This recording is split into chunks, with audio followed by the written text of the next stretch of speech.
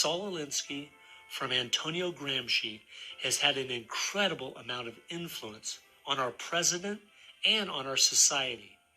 And he dedicates his book openly to Lucifer, Satan.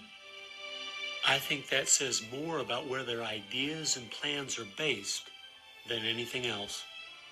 You asked what Saul Alinsky's impact is on the leftist movement today, and it basically defines it. It defines it. Saul Alinsky took the best of Gramsci and the best of the Fabian socialist ideas, combined, repackaged, and sold them to the 60s radicals. After studying Alinsky, Richard Cloward and his wife, Frances Fox Piven, came up with what is today known as the Cloward-Piven strategy.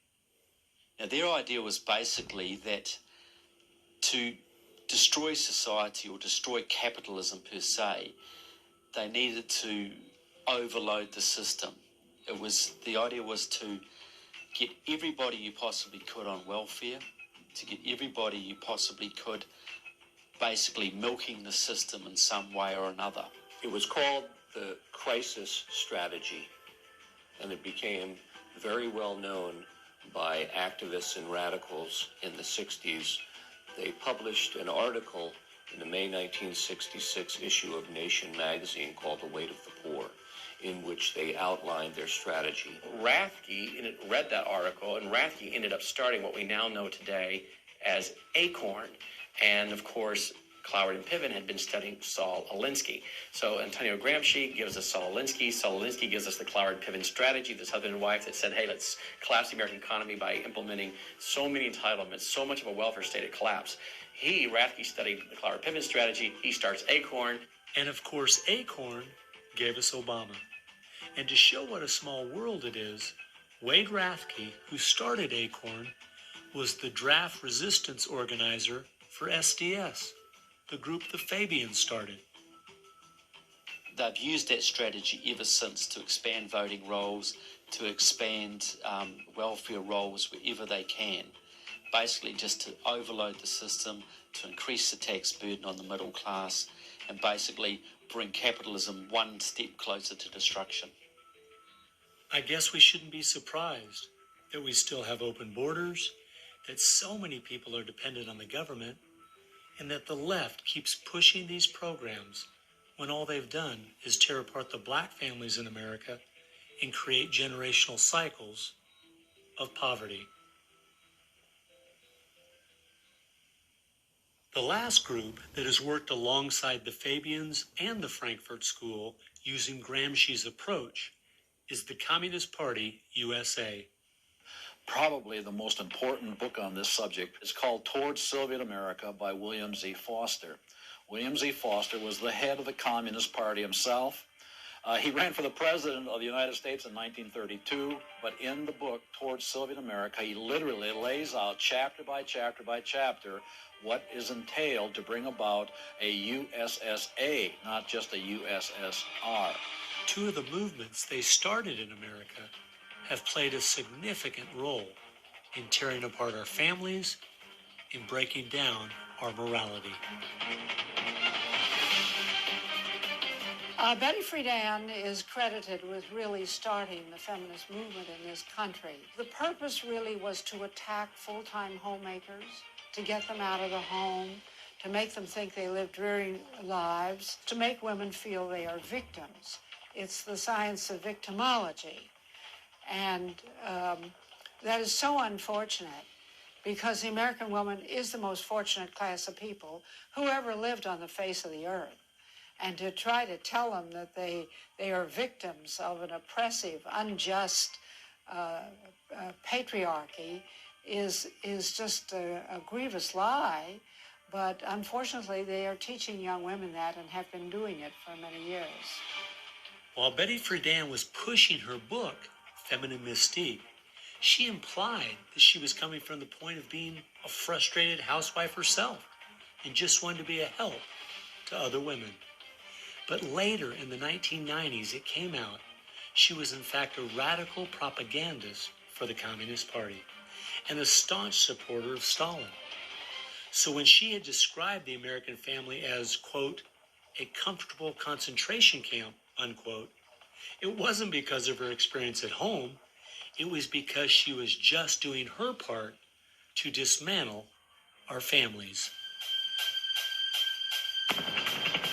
I'm a student of communism, and the communists set up various groups and various societies. Their society that they set up to promote homosexuality in this country was called the Mattachine Society. And it was founded by Henry Hay, a leading member of the Communist Party. So since I was studying communism and teaching on the issue of communism, you just follow leads, and all of a sudden you realize, what is this Mattachine? I've never heard of this Mattachine Society. Well, it was Henry Hay's organization set up to infiltrate the culture of the United States to make homosexuality normal. It's always been a movement dominated by the left. It's all these so-called isms. You'll find there's a communist or a socialist behind every one of them, and you'll always see their targets. It's basically the traditional family unit. The war is still against the family. If you go back to the Communist Manifesto and read Karl Marx carefully, the war is against what they called the bourgeois family, which was really the biblical family, father, mother, and child. They want to plow through marriage. They want to change the very definition and meaning of marriage, because their open door to engineering society in this utopian way is blocked by the very values of our Christian civilization that's taught through marriage.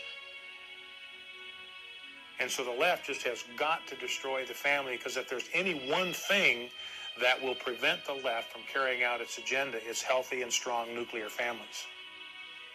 And so from the Fabian Socialist Society to the Frankfurt School to Antonio Gramsci and the Communist Party USA, from these four, you will find connections to almost every left-leaning person and organization in America. Their influence has been incredible.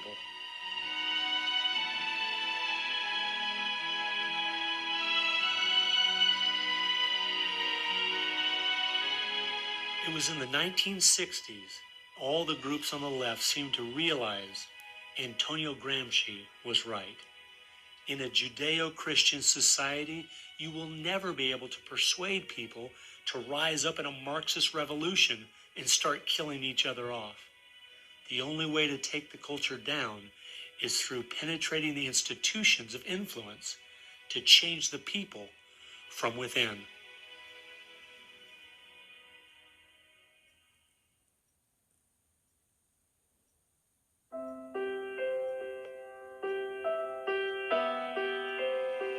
I guess the biggest surprise I had while studying these four groups was seeing that a large part of their agenda was trying to make us an immoral people. The communists knew in the 1930s and since that time, and the leftists know today, that if you can break down the cultural traditions, the basic rules of morality, then it's much easier to move people in different directions that are counter to the good of society. They recognize that it's all part of the same fabric. Their ideologies all work together to break down families, to break down the sanctity of human life, the value of human life, to break down the idea that there is a God that we are accountable to. They essentially are validating the Judeo-Christian worldview by the very things they attack. Because in their effort to destroy our culture, they know that they have to go after the very things that the Judeo-Christian tradition honors and values. Morality, belief in God, faith, the importance of family, the sanctity of life, the sanctity of marriage. It's amazing our enemies could see our morality was our greatest strength. And yet so many Americans don't seem to get it. Morality is simply having the character to do what you should do instead of what you have the freedom to do. And that's the only way freedom works. A people cannot be given freedom without morality, or they will self-destruct. And that's what we see happening in America today. The bottom line is freedom and free enterprise are simply fruit on the tree of morality. Our founding fathers clearly understood this principle, and so do our enemies.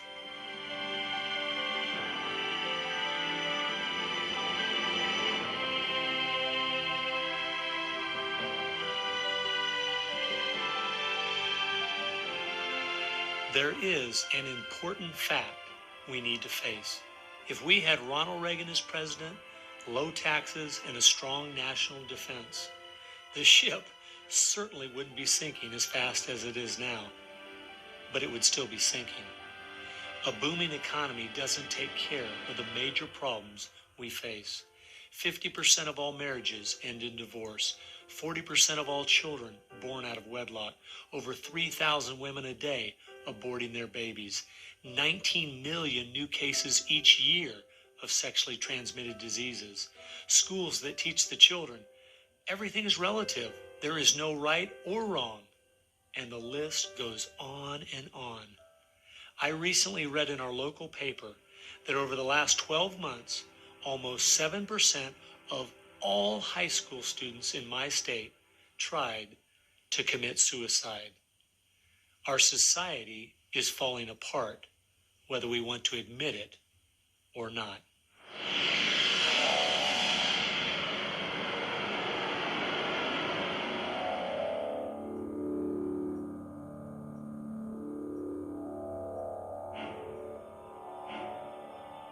Karl Marx had the insight to see that dethroning God and destroying capitalism went hand in hand. As you attempt to dethrone God by erasing the morality in a society and destroying his institutions, the family and the church, you are destroying capitalism. Because as the families fall apart and the church loses its influence, society starts to crumble. And then government has to expand to pick up the pieces. The question, as Whittaker Chambers put it, was God or man? God or man? Karl Marx was an atheist. Marx's philosophy was that people existed for the benefit of the state. What Marxism did and does, and all the other isms of the modern era, is to try to dethrone God by deifying man. You have to discredit God. He's your competition. The 20th century ushered in several ideologies that sought to devalue God and elevate man. Communism, relativism, humanism, they all deny that there's a God, and they claim that by doing so, they're really elevating man. But if you look at how each of those philosophies end up working out in real life, there are always some classes of human beings that don't deserve the same value or rights as anyone else. To turn it around, to believe in freedom, the way we have been raised, you have to believe that there's something precious about every human person. And of course, that's from the Bible. Imago Dei, we are all created in the image of God. Therefore, every human being is entitled to respect and dignity and freedom, and that is distinctive to biblical religion. You don't find anywhere else. Almost all the ideas that have made America such a unique and great country our founding fathers got straight out of the Bible. I guess that's why the left only has a problem with one religion, biblical Christianity. They never complain about separation of church and state when it comes to Islam, Buddhism, Hinduism, or any of the other religions. In fact, a couple years ago, the Dalai Lama came to my town, and during the school day, at taxpayers' expense, thousands of our local school children were bussed in to hear him talk. I wonder if they would ever do that for someone like Billy Graham. No, they must destroy the Bible's influence in America so they can step in with big government in its place. It's an age-old question. Are we going to believe in God, or are we going to play God ourselves? Essentially, for the left, the choice that they see very clearly is people are going to depend upon God or they are going to depend upon government. They want people to depend upon government, so they have to destroy faith in God. At its core, it's a rebellion against God and God's laws. And that's what the battle is about. That's what the assault is on. That's why Christianity is a target. And that's why we saw the gulags in the Soviet Union. We saw the concentration camps in Nazi Germany. And all the ideologies that elevate man end up devaluing certain human beings. Dictators of the left, Hitler, Stalin, Mao, Castro, and all the others, always have come to power by acting like they're going to change things to make it better for the people. Yet history has shown us the devastating results that have happened every single time. There is no example in history of big government that didn't abuse its power over the people. But people who have believed in the God of the Bible and that our rights are a gift from Him to everyone have always stood up for the preciousness of every human life. You look at those who have fought for true human rights throughout the ages, and it's those that do have a strong faith in God, those who fought against slavery, and those now today who are fighting for the sanctity of human life. Like the Declaration says, we hold these truths to be self-evident. All men are created equal. Aristotle didn't believe that. He said, no, some people are born to be slaves, and some other people are born to rule over them. And the reason that you and I know different, and it's not because we're smarter than Aristotle, he was a smart man. But we have something he didn't have. We have the Bible. And so, therefore, that's where we get these ideas. And from pagan antiquity or neo-paganism or all the modernisms, you get the opposite. After studying this topic for the last 2 years and reading literally hundreds of their books and articles and speeches, I've come to the conclusion, whether the left knows it or not, their plans and goals can all be summed up very simply. They are at war with God. A people that are moral and believe their rights come from God would not only never want what they're selling, but would also never need it. And they know that.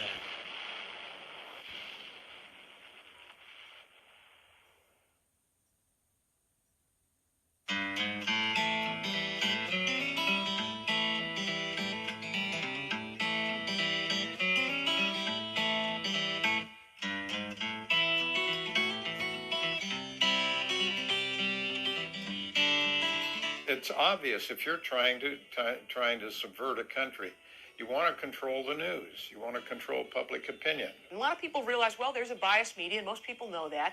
Even the Washington Post admitted it. Yeah, we were biased for Obama, so what? And when you enter into the equation, so what? That means the biases, the opinions of the reporters enter into what is news. They decide whether you have a right to know. And it's no longer a bias. They turn from just political bias to activism.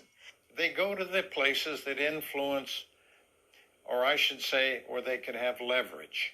Generations of journalists have been trained to interpret events, interpret the news, not report the facts, interpret the news. They do not deal in facts because facts aren't effective for them. They have very few facts on their side. They've gone into and penetrated these major areas to where they can influence it in the direction they want to go. We've seen a massive shift away from old-fashioned objective news reporting to what he called interpretive reporting, what others call advocacy journalism. And it's advocacy for a cause. And as a result, we have a news media in the United States that is extremely liberal at the present time. Which was a major, major goal.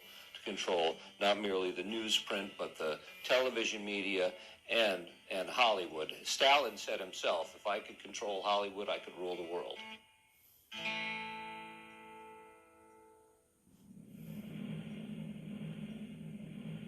Children are always the first targets of anybody trying to bring down a system.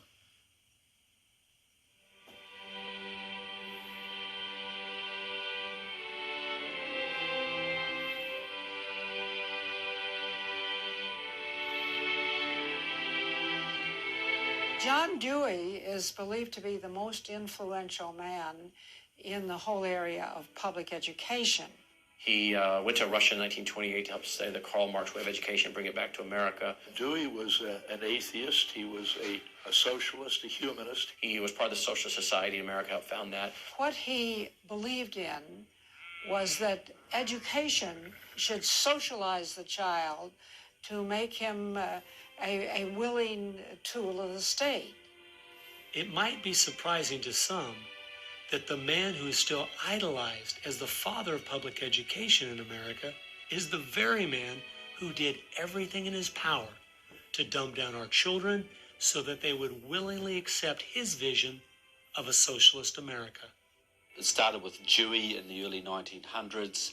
It expanded, really expanded since the 1960s. The hard left gets control of the teachers' unions and the training colleges. If you've got those two institutions, you can pretty much dictate all educational policy. The people who were demonstrating against our country and against our government in the 1960s have now become tenured professors in the universities. So they're the ones who are writing the textbooks, teaching the teachers, running the teachers' colleges.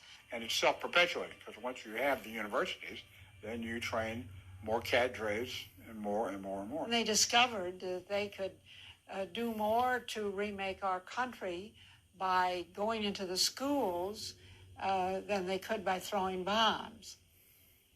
I believe the average patriotic American underestimates the importance and influence education has on their children. That's how the large majority we had in 1980 to elect Ronald Reagan in a landslide has been lost. It's not because the other side has had lots of children. No, they're aborting theirs. But instead they're capturing ours through the propaganda they teach them 7 hours a day for 13 years, and even longer if they attend college. We are losing most of our children to the other side because of the anti-American, anti-God, and anti-free enterprise rhetoric they are filled with in the government schools. Government schools are not teaching basic reasoning processes. They're not teaching logic. They're not teaching actual data of history and science and mathematics. And if your education is rather limited, then you're inclined to believe that government can be the solution to your problems. When you look at the desks in the schoolroom, you'll find 4 together, or maybe a table, they sit around a table. Independent desks are very rare in most classrooms because they don't want to promote the self-sufficiency, independent mindset. You go back to William Z. Foster in his book, Towards Soviet America, you will see how he has a whole chapter there on how we have to supplant education in this country and ultimately force every student to attend public school. That's the other thing. I hope the homeschoolers catch on to this. The homeschoolers and the Christian day school movement are going to have some very rough times ahead of them because the public school crowd cannot afford to have any competition. And they're being given plenty of competition by the homeschoolers right now. You see the effects of that in lowered educational standards. There's no more studying of the classics or studying of the civics or, how the US Constitution was formed. It's all progressive education. It's all based on the identity politics, the isms, the current trendy isms, environmentalism, racism. They're training them for the collective, and a collective mindset and a dependency mindset. And it seems that they, again, want to have people be uneducated, so then they do become wards of the state. They're dependent on the government to provide everything for them. It's under 10% of kids believe that there is an absolute right and an absolute wrong. And why are we surprised? We've sent our kids into this government system that indoctrinates them, that teaches them about tolerance and diversity and multiculturalism, and not about reading, writing, and arithmetic, not about what our founding fathers had to say. It's consequences. Few would argue that the education the children are receiving in the public schools is pathetic at best. But with the amount of tax dollars we spend each year, over twice as much as it would cost to send the students to private school, why do we allow this to continue? The group that my investigation led me to, that seems dedicated to making sure the children don't get a good education, was a real shocker. The schools are pretty much controlled by the Teachers Union, the National Education Association. If you look at their platform and goals, you would think they were a socialist or almost communistic organization.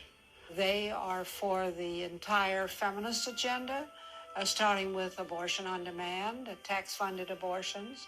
They're for the whole gay rights agenda. They're for the whole globalism agenda. They are extremely anti-parent. It is an effort to get the children to abandon the values of their parents. National Education Association has no patience, tolerance, or use for traditional teachers. They're looking for people who want to be agents of change. They want to throw out all the lessons of history. And really, it's an attempt to then impose their own views and ideas onto people, get them to act as activists. If you control those institutions, then you can control everything else. It's all public schools, all for their jobs, and they have gotten behind all of the radical kinds of curriculum that's being introduced. They're for it 100%. They've had a tremendous effect on public education. It's not positive.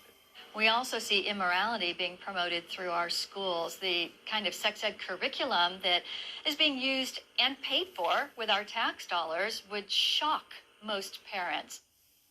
I think one of the main problems we face is parents naively thinking that the schools are the same today as they were when they were young.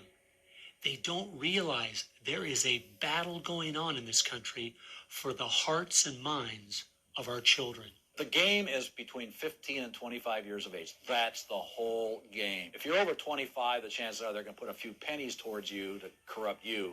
But their game right now is to corrupt the 15 to 25-year-olds or less. And right now they're down in the first grade with Heather Has Two Mommies, Daddy's Roommate, Gay Pride Parade.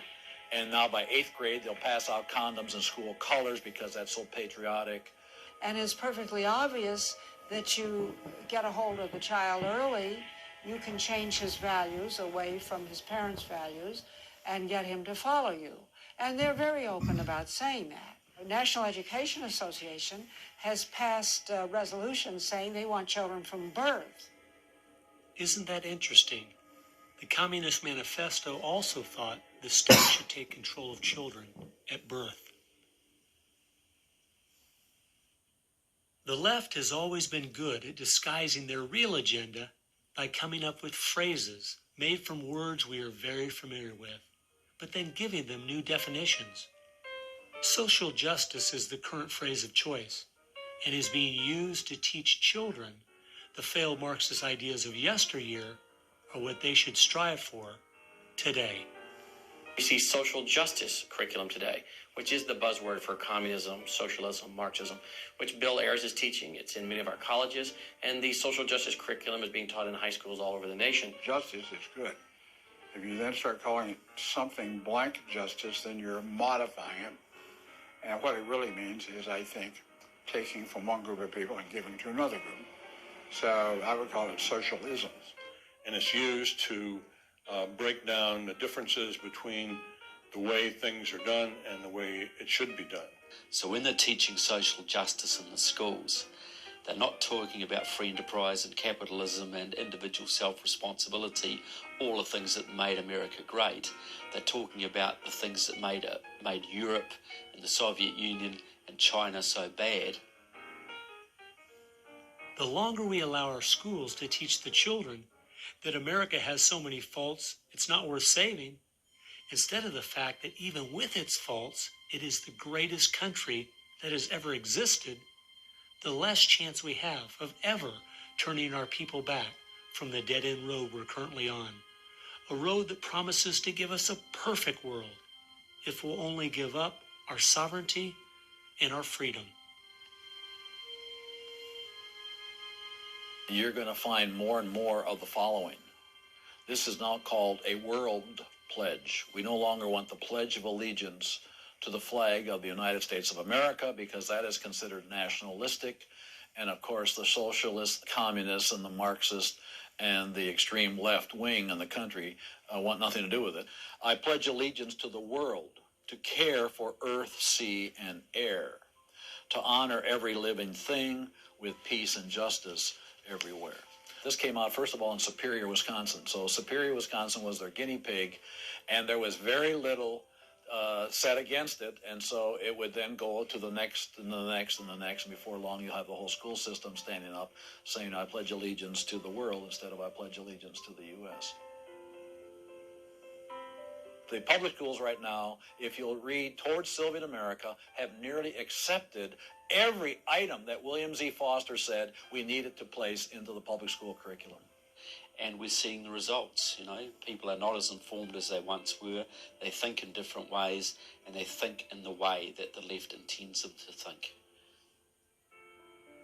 Antonio Gramsci realized that if you can take over the institutions and the culture, you will be able to use those to influence society to create the socialist man you want. I think the most brilliant part of his plan was that he realized you could not only create a man that wanted big government to take care of him cradle to grave, but, and this is the genius of Gramsci, you could create a man that needed big government to take care of him cradle to grave. A man so dumbed down and so minimized in society, he wouldn't have the intellect or character to take care of himself. The reason this is so deadly for America is that once we have a certain percentage of the population in that category, our limited constitutional form of government is no longer possible because too many people won't be able to exist in that framework. We are approaching that tipping point rapidly.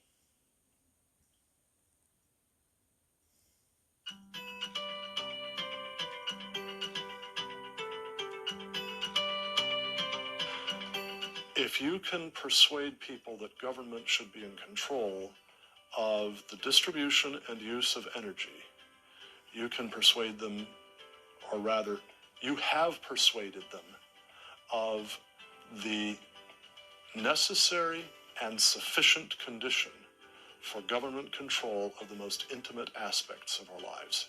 One of the main thrusts of socialism these days is obviously through the environmental movement.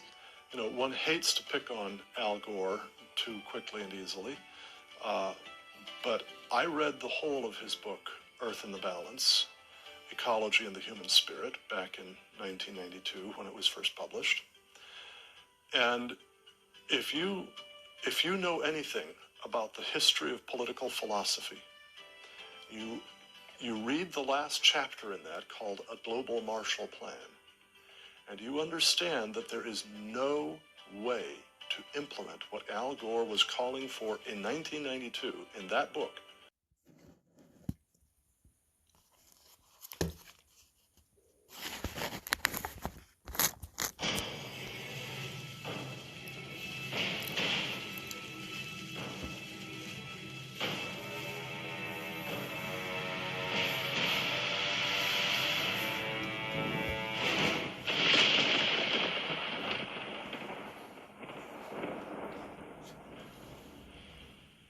Hello. In the traditional motion picture story, the villains are usually defeated. The ending is a happy one. I can make no such promise for the picture you're about to watch. The story isn't over. You and the audience are part of the conflict. More human beings were slaughtered in the 20th century than all previous centuries combined.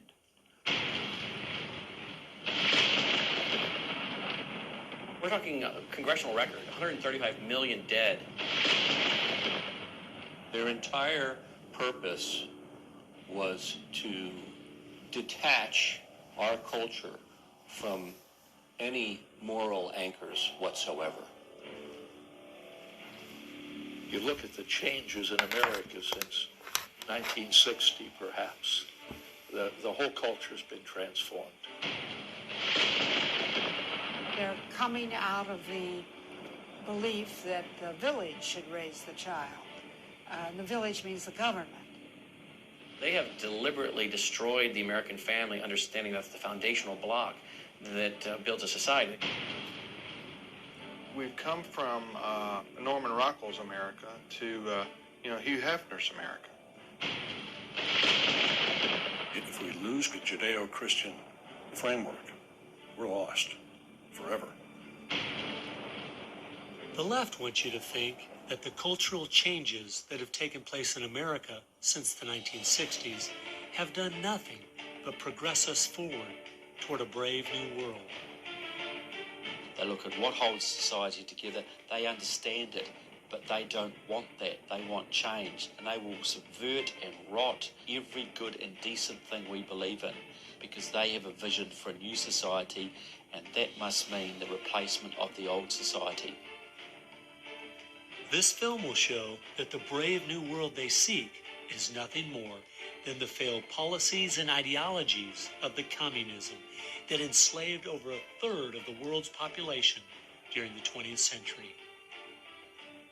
It will show that most people on the left aren't communist, just the useful idiots Lenin spoke of, being used to promote a socialist agenda, which is the first and necessary step toward communism. They basically try to say that the state itself is ultimate, that there's nothing, no law higher than the state, and if there's no law higher than the state, there's no appeal against it. History has proven beyond any doubt that the free enterprise that freedom produces provides more for anyone willing to work than any other system. So why would the left still be pushing their socialist agenda on us? I mean, it's really just microwave communism. There's only two possibilities. They're either ignorant or they're evil. From my investigation over the last 2 years into what has caused America's drastic decline, I'm sorry to say the left won't be able to use the ignorant card. They've left too much evidence of their agenda in their books, articles, and speeches. No, America has an enemy that is getting very close to accomplishing its plan of destroying the greatest country in all world history. Once people figure it out, they're going to do what people everywhere do. They're going to start protesting, and they're going to start revolting. And when that happens, that's when the powers that be feel threatened, and they use the power that they have.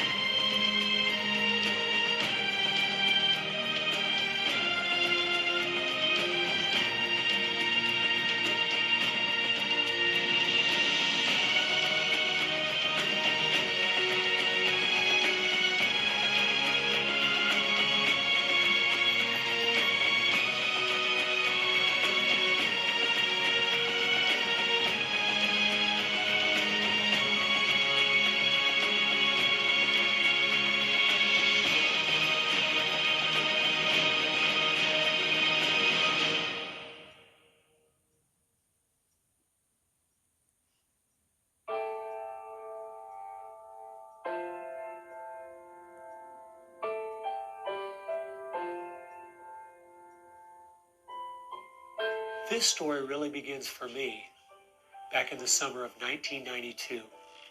I got a phone call from an older gentleman I knew who was a writer, and he asked me if I'd go attend a meeting for him at the University of California, Berkeley. He told me that the Communist Party USA had recently split over differences of how to best take America down. Some were wanting to still work toward a violent revolution, while others were wanting to focus their efforts on using public policy to subvert America from the inside. He was curious what they had to say mean, after all, the Berlin Wall had just come down, the Soviet Union had dissolved, and the whole world was saying communism is dead. So why were they meeting, and what were they up to? I was in graduate school at the time, and the whole idea of slipping in undercover into a communist meeting sounded pretty neat, so I decided to go. The first surprise I had was when I walked into the auditorium. I was expecting it to be filled with college radicals, but instead it was 50, 60, and 70-year-olds, grandparents, professionally dressed with briefcases. And I realized this might be a little more serious than I thought. As the weekend unfolded, I listened carefully as they outlined their plan and agenda and how they were going to infiltrate the institutions of America to influence us in the direction they wanted us to go. To destroy our families, they wanted to promote cohabitation instead of marriage. They wanted to try to get children away into government programs at the earliest age possible. And they also said they'd like to get behind the feminist movement because they felt it had been very successful in making women discontent with marriage and motherhood. To destroy business, they wanted to get behind the environmental movement. And in 1992, the environmental movement was very modest, but they thought it was the only vehicle capable of creating enough regulation and red tape to discourage business growth. And finally, to destroy our culture of religion and morality, they said, if we could get Americans to accept homosexuality, they thought it would begin to extinguish our traditional moral values Americans held. I remember thinking at the time, this plan doesn't seem very realistic. It's not something I'll need to worry about in my lifetime. It was 15 years later, I was appointed by the governor to be a state representative in the legislature. I'd only lived in my district for 2 years, so I thought it'd be a good idea if I wrote a monthly letter to the editor. Each month I wrote on a different topic. In January 2008, as I was contemplating what to write my letter on, I thought back to the meeting in 1992, and I thought of the goals they'd outlined and where America was today, and I couldn't believe how successful they had been. Our families were totally disintegrating. The environmental movement had become the most powerful force for destroying our free markets, and hate crimes legislation was being considered in Washington, D.C. that made it a crime to even say anything against the homosexual movement. I realized people needed to know what was going on.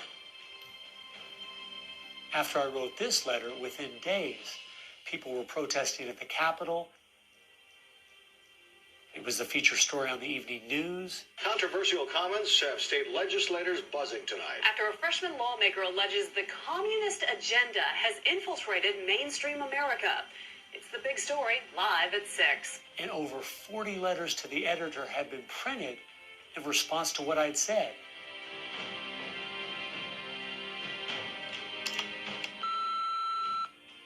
Hey, I just wanted to give you support on your newspaper article. Don't let them grind you down. Bye. I realized then I'd hit on something. One of the letters written in my defense stated that a book from 1958 had outlined a similar agenda. And this got my attention. The book was The Naked Communist by Cleon Skousen, who had been a former FBI agent. And inside the book, it documented 45 current communist goals from 1958. And as I slowly read through the list, seeing how specific their agenda had been to subvert us on the inside, I couldn't believe it.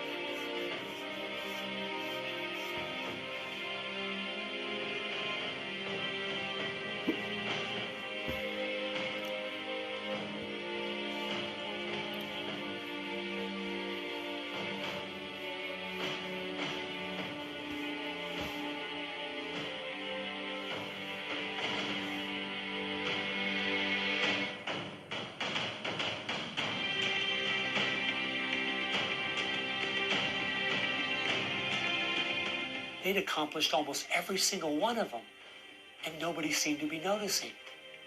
For at least the last 50 years, they've been working actively behind the scenes, in the shadows, trying to move our people and our culture in a direction that was designed to destroy us.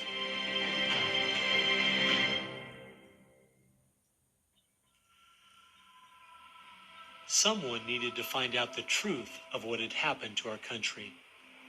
Could all of these very specific goals have been accomplished by accident? Or was there something there, under the surface, intentionally rotting away America's culture? I decided to go and get the facts from some of my favorite writers and speakers around the country. These are a few of the questions I asked them.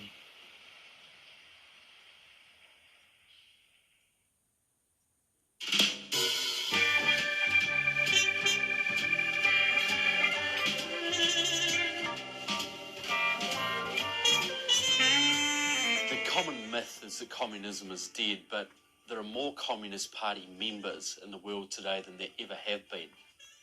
One of the things the communists are doing worldwide is not using that name. And so what we have is people with some of the same ideas masquerading in the United States under a variety of names. They're even trying to get away from the word liberal to describe them, and they're trying to call themselves progressives. If you go to the American Communist Party website, all of the programs and policies they support are progressive. So progressives are anything from a hardcore liberal to a communist to a socialist. They all call themselves progressives, and they all have broadly the same values and work together. J. Edgar Hoover is called the masters of deceit. And a good magician raves one hand in the air while he's doing his dirty work with the other hand. And while everybody's saying communism has died, they moved through much of Africa. Communism is resurgent in South Africa. Into South and Central America. Right now, 6 countries in Latin America are now communistic. We have communist China. We have Cuba, North Korea. We have Vietnam. It still dominates behind the scene in Russia. It's still very strong in Eastern Europe. It is strong in the EU. It is strong in virtually every country in the world. Whittaker Chambers said, communism succeeds because most people that promote communist causes are not communist. The useful idiots, that Lenin called them, it gives it an air of legitimacy it would never have if it was identified with communists and communism. So why has it been so easy for them to get people on the left who aren't communists to push forward their agenda? Once I looked at the political scale, it all started to make sense. On the far left, you have 100% government, and on the far right, zero government. Anarchy is no government and doesn't make sense at all. On the far left, you have socialism, communism, and Nazism. All systems that have a socialist form of government with only slight variances between them. Traditionally, Republicans were slightly to the right of center, and Democrats were slightly to the left. In recent years, though, through the radical influence of the media, Hollywood, and the multitude of Marxist professors in our universities, both parties have slid to the left, with the Democrats going so far they have openly joined hand in hand with the radicals. That's why they all work together. All the groups on the left now have the same goal, a socialist America. I thought we were over communism. I thought, okay, we won that battle. The Berlin Wall came down. Ronald Reagan won the day. We've got to look and see how he fought this, because we're fighting it again on American soil. Not hostilely attacking us like we feared in the Cold War. It is from within. And it has no opposition. None. And that's the frightening thing.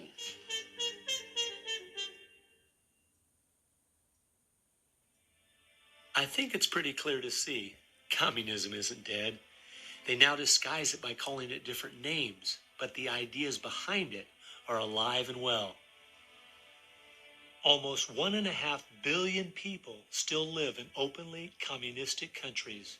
But unfortunately, most of us in America who are under the age of 50 have no idea what communism means to the people who live under it. So my next question was, what's so bad about communism? Communism is so evil. It's a completely tyrannical system. The whole history of communism is one of mass murder.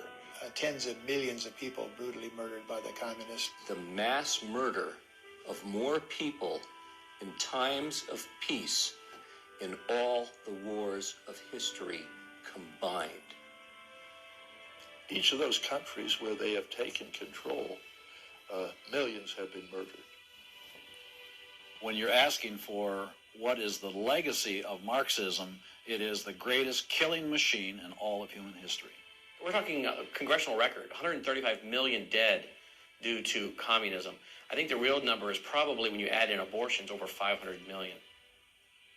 The rulers lived rather well, and at the same time you had all kinds of people who were enslaved, put in prison, oppressed. So you had really the opposite of what they claimed was going to be the result of their revolutionary activities.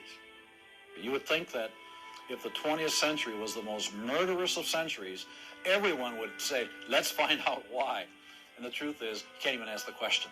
It is verboten to ask the question because the ideas that brought about that mass murder are still being taught in our public schools today. I think one of the reasons this has happened is because there's so much confusion surrounding the word communism. Technically speaking, communism is simply the final phase and goal of socialism. And socialism is best described by two words: big government. Government controls almost everything, and they use this power to take things by force from one person and give it to another. The liberals in America sincerely believe that this isn't evil at all. It is what will finally make things fair and just. There's only one problem that pulls some of us away from this wonderful utopian vision: history. From history, we see that whether it was Hitler's National Socialism or Stalin's Soviet Socialism, socialism, by whatever name and in all its forms, is the ultimate evil. Sooner or later, it destroys everything in its path: law, morality, family, prosperity, productivity, education, incentive, and finally life itself. The problem with socialism is that it creates the conditions for a Stalin or a Hitler to come to power.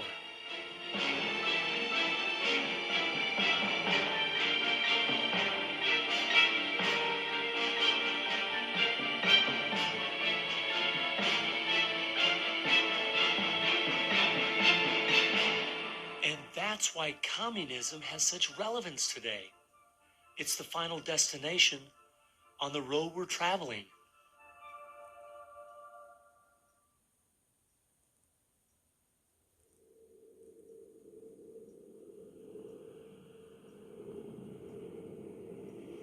Friedrich Nietzsche tried to convince the world that God was dead. Charles Darwin tried to prove that humans are simply part of the animal kingdom. And Karl Marx realized that the philosophies of Nietzsche and Darwin would legitimize his own philosophy of communism. He knew their ideas would justify the brutality and slaughter that would be necessary to implement communism worldwide.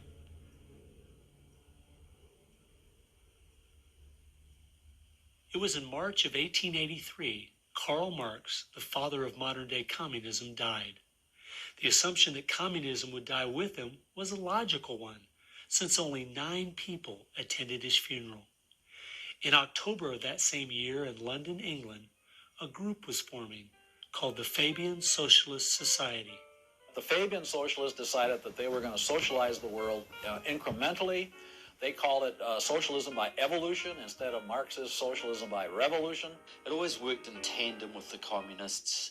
some Fabians were also communist. There was a bit of interchange of membership. The Fabian socialists are slowly but surely bringing about the socialization of the world. Europe is pretty well done. They are now working in Latin America. Latin America is not just socialistic in many countries. They're all already Marxist. You have hardcore Marxists in Venezuela, in Nicaragua. El Salvador just went communistic, and of course Fidel is sitting right there laughing at this whole thing. And we haven't even figured this thing out yet. We don't even know there's a red plague coming up to meet us. We think that we're just going to watch the cartoons on Saturday morning and everything will be fine. They had a lot to do with bad stuff happening. There are two things I found that gave me a good idea where the Fabians were really coming from. First of all, their symbol was a wolf in sheep's clothing. And secondly, George Bernard Shaw, who was a leader in the Fabians for almost 50 years, said, quote, "I am a communist, but not a member of the Communist Party. Stalin is a first-rate Fabian. I am one of the founders of Fabianism, and as such, very friendly to Russia," unquote. Fabians eventually beget the Students for a Democratic Society, which beget the Weather Underground, which beget basically the social changes that have happened in America in the last 40 years. Many of the SDS members from the 1960s still have an incredible influence on the direction our country is heading. One is the Reverend Jim Wallace, who was president of SDS when he was a student at Michigan State University. And yet today, he is the spiritual advisor to the President of the United States. They've been friends for many years. They go back to Chicago and the Chicago politics crowd. And during the Vietnam War, he was rooting for the Viet Cong to beat the United States Army. And when they did, he just couldn't believe it. He said it was one of the happiest days in his life. And another leader in the Students for a Democratic Society and founder of the Weather Underground is William Ayers, who has been a longtime friend and neighbor of President Obama. It came out in 2009 that Obama's book, Dreams from My Father, was even written by Ayers. So the influence from the Fabian Socialist Society goes right into the White House.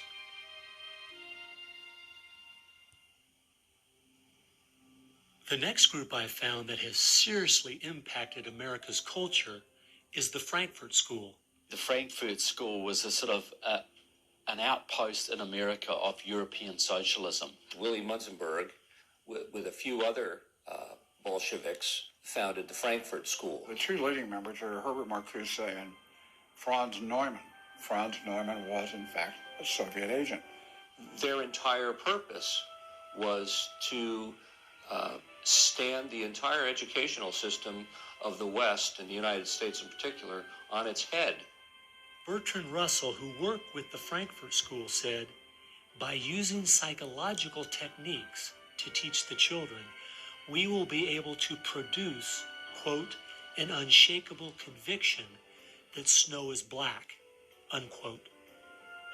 They established a school here. With the help of John Dewey. He helps bring these German intellectuals to America in 1933, drop them down at Princeton, Berkeley, Brandeis, to go after education and media. Included in those goals were the teaching of homosexuality and sexuality to children, the promotion of excessive drinking, and destruction of religion in the United States.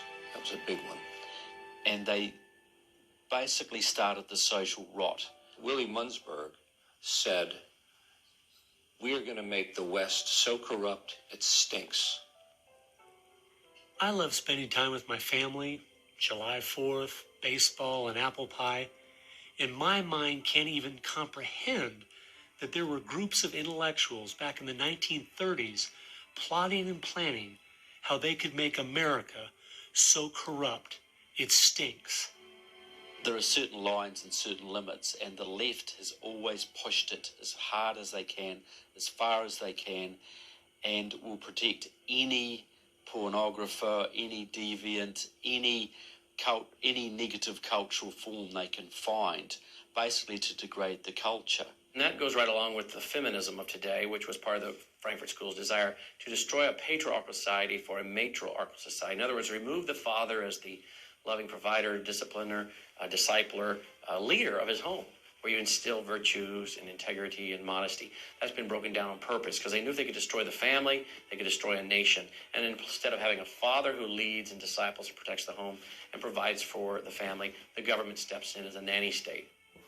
The Frankfurt School developed the concept of cultural Marxism. Penetrate the culture, take it over, and then everything else will follow. And of course, they did that. And today we've had a complete cultural revolution. As many people in America are familiar with the phrase "make love, not war," that actually came from Herbert Marcuse, who was with the Frankfurt School. So these guys went after education, they went for media, and they've been very successful in changing the entire worldview of Americans through what they call political correctness, but is really cultural Marxism, with the goal being to destroy Christianity, then create chaos, and then move to their ultimate goal, which is from cultural Marxism to traditional Marxism, which is socialism. Most of the strategy to remake America from within started with Antonio Gramsci, who wrote over 2,000 pages back in the 1930s outlining how to take a Judeo-Christian culture down from the inside. The plan he suggested has been the main focus of the left ever since. Antonio Gramsci was a neo-Marxist philosopher. Antonio Gramsci was an Italian communist. Antonio Gramsci is probably the biggest troublemaker in the world. He's probably got more responsibility for our social ills than anybody else on the planet. He knew of the importance of undermining the morals and the character of this country. Because America had a strong Christian heritage, you had to attack the culture. You had to change the culture. Even to pornography, into areas that most people normally wouldn't accept. He said that we're going to destroy the West by destroying its culture. We're going to infiltrate and we're going to turn their music, their art, and their literature against them. That means that you penetrate the universities, you write the books, the novels, the poetry, the music, the book reviews. And once you control the culture, then you can sort of shape the thought of rising generations. He differed with Marx. Instead of, for example, destroying the church and the other basic institutions, he said infiltrate them and use them to change the culture. What Gramsci had to say was that this is the way that government is perpetuated and society is perpetuated is through these churches, because they set the standards, they set the framework of the way people live, of rules, how families should be structured. He didn't want a revolution on the streets that would be overturned by the police the next day. He wanted to change society over the long term so that we'd have a revolution without us even realizing it, basically. And the communists have been very effective in promoting their ideology in Hollywood, in the mass media. And I think he was quite right. I think that's exactly what has happened. I think that's the way it's worked. I think it's working that way now. And that's where a lot of these people come from. And that's been the big success story of communism in the last 50 years. It's the professors, it's the educationalists, it's the journalists. They are the shock troops, the Gramscian shock troops of the future. And one of Gramsci's all-star disciples, Saul Alinsky, became one of the most influential radicals of the 1960s. Well, Saul Alinsky was a prominent radical in 1930s Chicago. He worked closely with the Communist Party. He used to go down and train at the rifle range with Leon Dupre, who was later a mentor of Barack Obama. And they used to train to shoot because they knew the revolution was just around the corner. But that didn't come, so he got a bit more subtle. Well, Saul Alinsky called for a community organizer to stir things up, to create agitation. In fact, he said, you'll be accused of being an agitator, and that's exactly what you are. He wanted the haves and have-nots fighting with each other. It wasn't until I was watching an old film from World War II that I realized what the left has been doing in America to pit the poor against the rich, blacks against whites, and the young against the old is the same tactic Hitler used to disunify Germany. You see, they knew that they were not strong enough to conquer a unified country. So they split Germany into small groups. They used prejudice as a practical weapon to cripple the nation.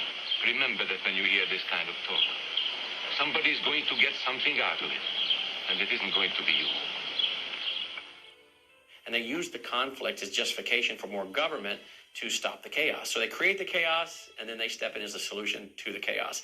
And as Francis Schaeffer said, once this chaos comes, most people will willingly give over to an authoritarianism because they don't want the chaos. His book was kind of the field manual, if you will, for these activist organizations. Which President Obama studied and taught at a workshop for 4 years in Chicago as a community organizer for ACORN. As I was reading through Rules for Radicals to see where he was coming from, I just happened to take a look at the dedication in the front of the book. And this is what I saw. Quote, "Lest we forget at least an over-the-shoulder acknowledgement to the very first radical, the first radical known to man who rebelled against the establishment and did it so effectively that he at least won his own kingdom, Lucifer."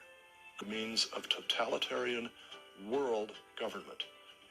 Patrick Moore, who was a co-founder of Greenpeace, and he was a very dedicated environmentalist, quit Greenpeace when he realized that it had been captured by radical leftists who were intent on using the environmental movement as a vehicle to destroy capitalism.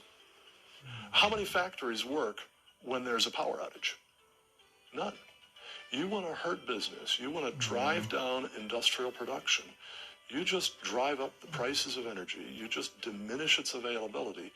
And the easiest way to do that is to make people scared to death of the cheapest forms of energy, which are fossil fuels, oil, coal, natural gas, and nuclear energy. They had already made people afraid of nuclear because of irrational fears, but then they had to figure out a way to make them afraid of fossil fuels. Well, the way to do that was to say they're going to cause catastrophic global warming. So I used to think this was just one great big distraction. If they want to put their energies toward the environment, but now I see that this is now being turned around and used as a tool to further a socialist agenda. Charles Rubin, a political scientist who wrote the book The Green Crusade, has told this story extremely well. Environment comes from a French word meaning surroundings. Well, now, what is surroundings? Everything around you, right? And so, as Rubin points out, environmentalism is literally everythingism.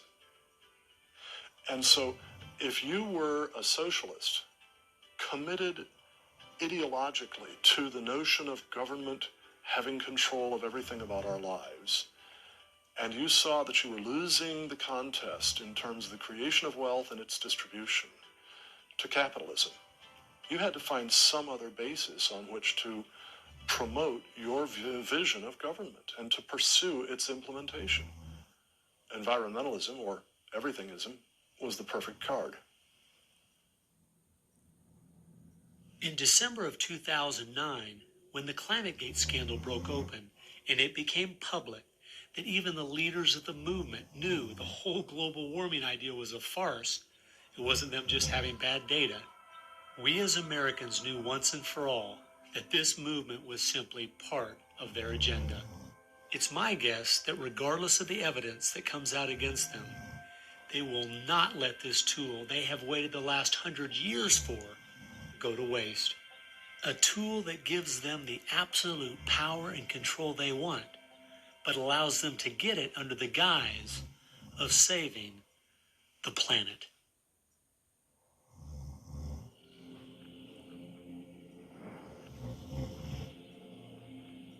He was born of left-wing parents.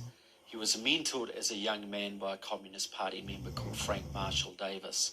Now, Davis joined the Communist Party in Chicago, and he was very well connected there.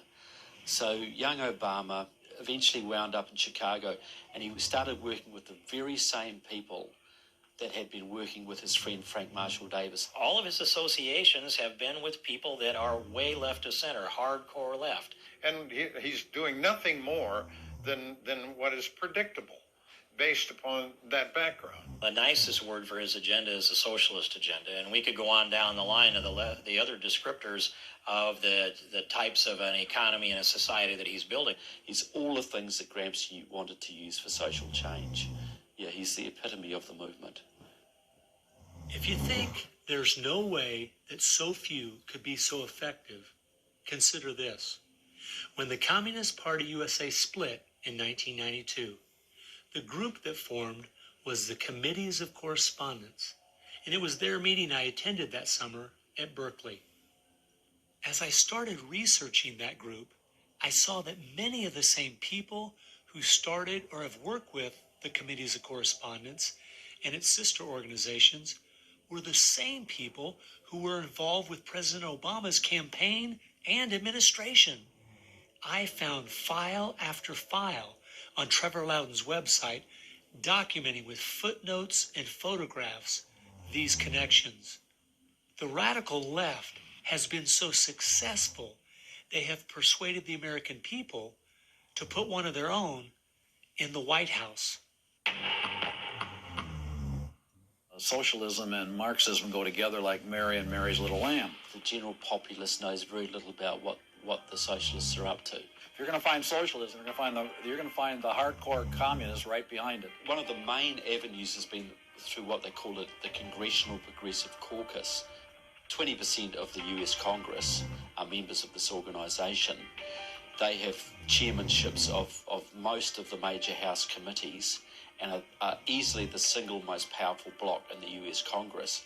And virtually all of them are tied to either Democratic Socialists of America, the Communist Party USA, or other radical organizations. We're literally at this very time watching what's transpiring and has been going on from the Fabian socialist point of view from 1883 to the present. So these guys don't give up. And they're going at a breakneck speed because they know they've got an opportunity now to change America in a way that can never be changed back.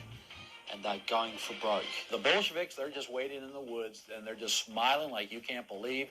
You just read the Communist Party USA blog, and they just can't believe their good fortune. Every time they turn around, they just can't believe this is happening. They're like me. I'm a Christian conservative, and I can't believe they've been so successful in doing this.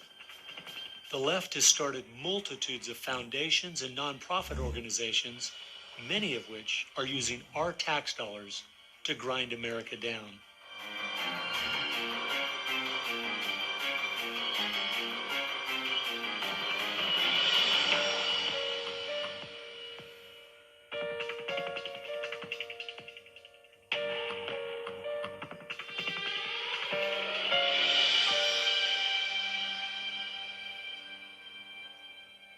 They use all kinds of patriotic words to masquerade an extreme leftist orientation, which, if anything, would enslave the people in the same kinds of things with the same kind of ultimate results as communism had. The communists will let the socialists go so far, and then ultimately the communists really turn on their fellow socialists, and they wipe them out too.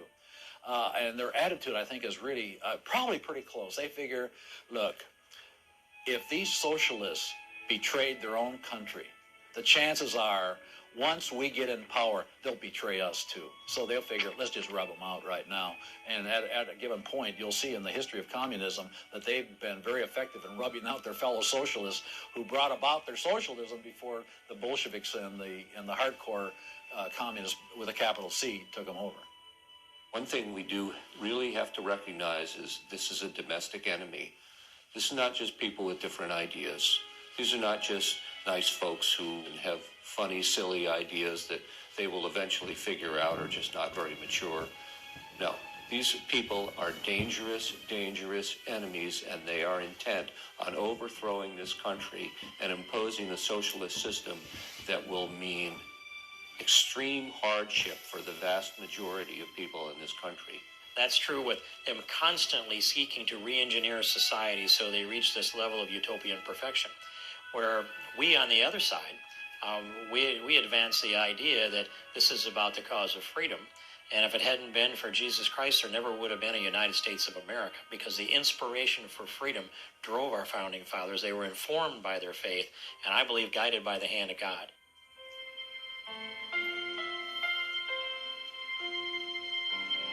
No. No. Perhaps treacherously close. It is never over until it's over. When the fat lady sings, isn't that the slogan? And when the fat lady sings, it's over. Now, she might be clearing her throat. We saw the great country of Germany in the 1920s brought to its knees. Hitler came into power and destroyed the country. We see countries like Zimbabwe in Africa, which was once a prosperous breadbasket, now just wrecked. Argentina was destroyed by the socialist Perón in the 50s. It was one of the richest countries in the world. So, no, we're not at the point of no return, but it's getting pretty late in the day. There's no time to be casual, that's for sure. We've spent too many years thinking because we have Republicans in office or the stock market is doing well that everything's okay. This is why the left has gained so much ground. It doesn't matter who's been in office. They've just continued pushing forward with their agenda. Well, I believe this is our last chance to push back.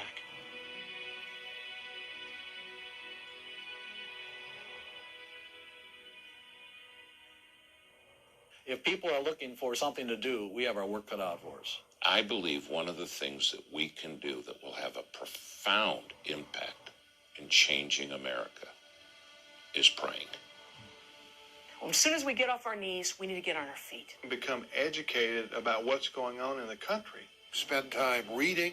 Understand their philosophy and their goals. They have to master this documentary. They have to go over it a dozen times.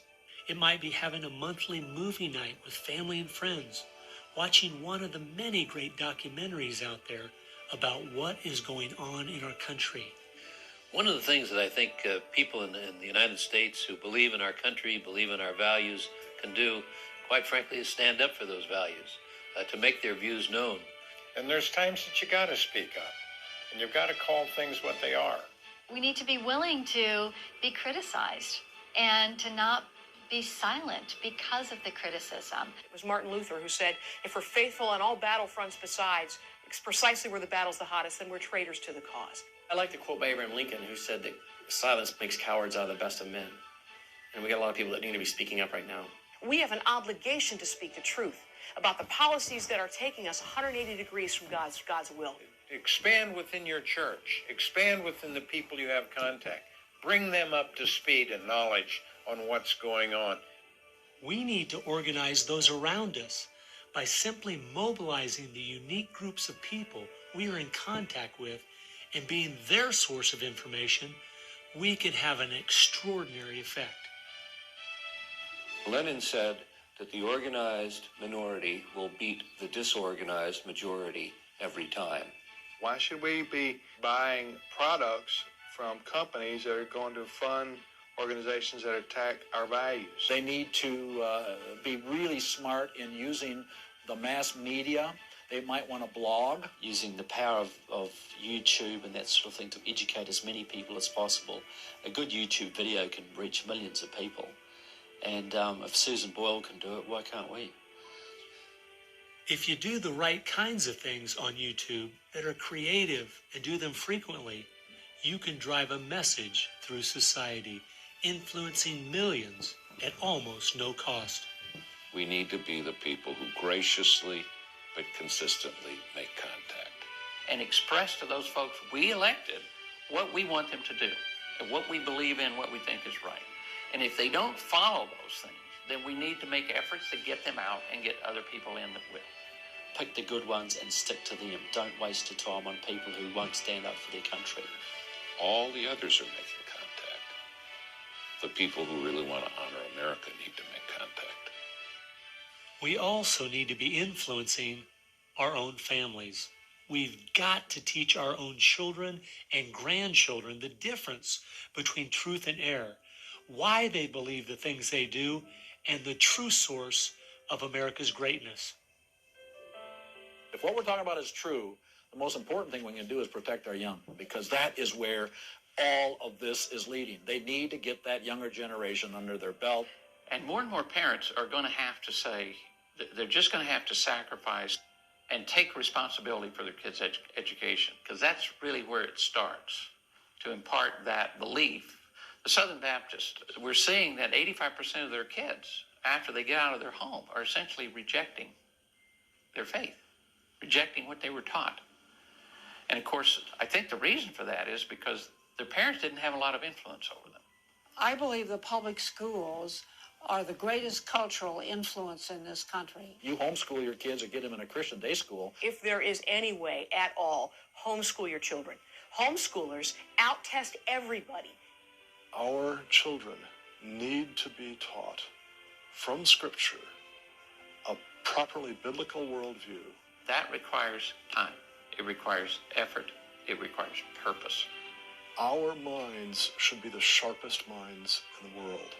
We need to work within our family to educate our children on what kind of country they live in and build their faith, and then get involved. The left has been working for decades to push us away from God and His laws. And we need to be willing to sacrifice whatever it takes to turn our country back to Him.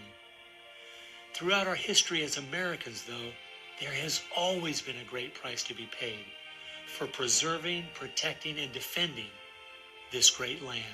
The people who built America paid a great price. The people who went to war for our nation, boy, did they pay a price. And one of the American values was, we will pay a price for what is right. We will give of ourselves, even if it requires the giving of our lives. That was an American value. That's why it is such a heroic and honorable thing when a soldier defending us pays that price. That's like when you go to Arlington Cemetery in Washington, or the Tomb of the Unknown. You stand there and you say, this is America. We were the people who so believed in these values that it's an honor to stand for, even if it can cost you your very life. One thing I think we do need to remember, though, is that as we look at those we consider to be heroes in the past, they weren't people who just went along with the status quo. They weren't people who were just saying what was accepted at that time in history. They were people who were rising up above the evil that was being committed in their culture at that time. That's why they were heroes, because they weren't like everyone else. Never, ever lose sight of the power of one individual American. They can have an unbelievable magnifying effect just by the very fact they make up their mind to do so. The hope is in this, as Francis Schaeffer said, that as the dull ache of the human soul can no longer be filled with material prosperity, people are going to turn to spiritualism, whether it be pagan spirituality or biblical Christianity. We know, according to the Denver Post, June of 2008, pagan spirituality is doubling in America every 18 months.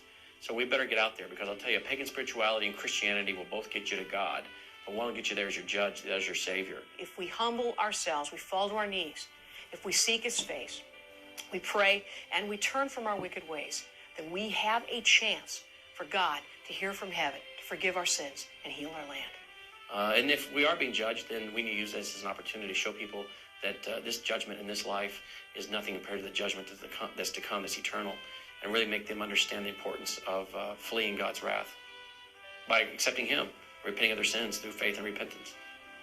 I believe that's the only chance, the only hope we have as a nation. Hope is not found in rhetoric. Hope is found in God, the God of creation. And you know what? Our founders were in covenant with that God. You need a dedicated, informed, praying Christian making things happen and being determined to do so.